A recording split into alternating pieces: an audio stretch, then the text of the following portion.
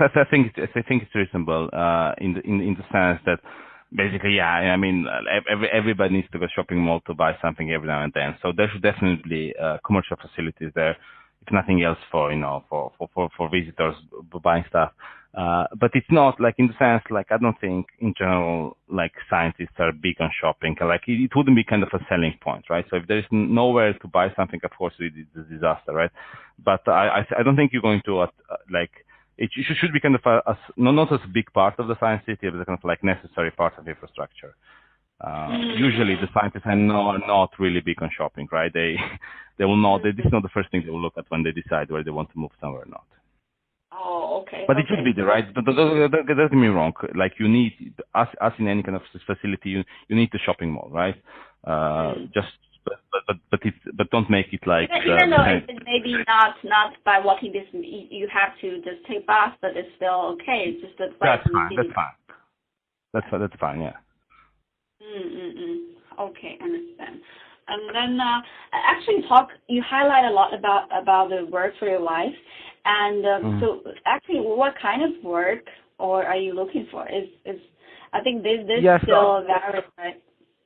Yeah, so this varies a lot, right? So in general, the thing to realize is, okay, so my wife is a special case because she just has very special education. But in general, so scientists come in two. So either they're both. So very often scientists come from the same field, okay? Because they meet in graduate school when they're PhD students, and they stay together forever, right? For those scientists, usually, at least in US, there's encouraging trend towards simply hiring both in the couple at the same time. So you have, like, it's just called spousal hire. And then they need to together both, and then you don't even specify, who was hired first. You just hire them both, which is better for. And important. What I'm telling you is this should be kind of part of institutional policy about possibility of hiring both, right?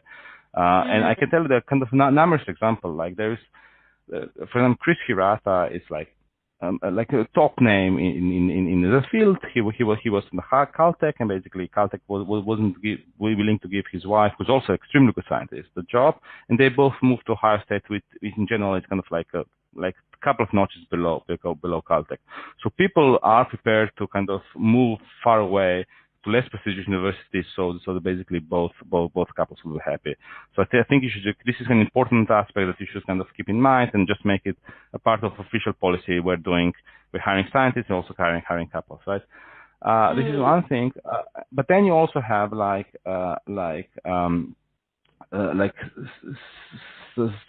couples when kind of they have scientists or maybe a scientist and a husband or wife that do something really different. And then to realize, then you just need to have like big enough city that supports all kinds of industry, management, engineering. Like basically, in any big enough city, you will have sufficient industry, but it has to be a big enough city attached to whatever the science city, where kind of these spousal hires can just find some work in some industry. And then how about the industries? So I know that maybe in your research areas it's a little bit far away from industry, but in general, what do you expect the relationship of the innovative people and the scientists? How do you expect the function? So you're talking about not the spousal hire, but the actual industries. So this depends again on the kind of science you do. So usually what happens is there will be natural spin-offs. Whenever you generate this thing, there will be both spin-offs from the science city into industry, when kind of a bunch of people find something they want to commercialize and they take it off. And again, as part of science city, I think you should have like administrative support to help this happen, right? So with patents and kind of small business startup and stuff like that.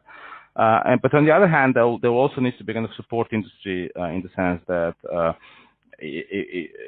so if I'm a scientist and I need certain parts, I need to buy them from somewhere, or basically I need power supplies and stuff like that. Like basically things that is kind of off the shelf, and they need. But usually these industries just spring up naturally, right? I mean, when there is a need for something, they will.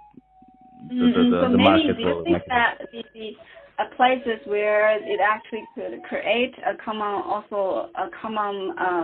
place that